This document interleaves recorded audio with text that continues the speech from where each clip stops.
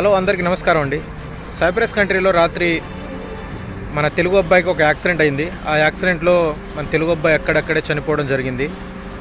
మేము రోజు కలిసి జాబ్ చేసుకునేవాళ్ళం, ఒకసారి కూర్చునేవాళ్ళం, ఏదన్నా షేర్ చేసుకునేవాళ్ళం. ఒక గుడ్ పర్సన్ అయితే కోల్పోయాం.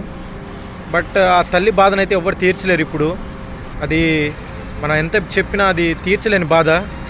ఒక తల్లి ఒక కొడుకుని, నా కొడుకు సంపాదిస్తే మేము మంచిగా తినగలేము, బతకగలేము అనే ఉద్దేశంతో పంపిస్తారులే, కానీ నా కొడుకు దేశం వెళ్ళి ఒక శవం లెక్క తిరిగి వస్తారని ఏ తల్లి అనుకోదు. యుఎస్ కంట్రీకి ఎవరైనా వచ్చేవాళ్ళు అయితే వెహికల్స్ని కొంచెం జాగ్రత్త చూసి తోలండి. తొందరపడి 10 రూపాయల కోసం ఎటు పడితే అటు బండిని తోలబాకండి. ఓవర్ ట్రాక్ అయితే అస్సలు చేయబాకండి. మీ రూల్స్ మీరు ఫాలో అవ్వండి.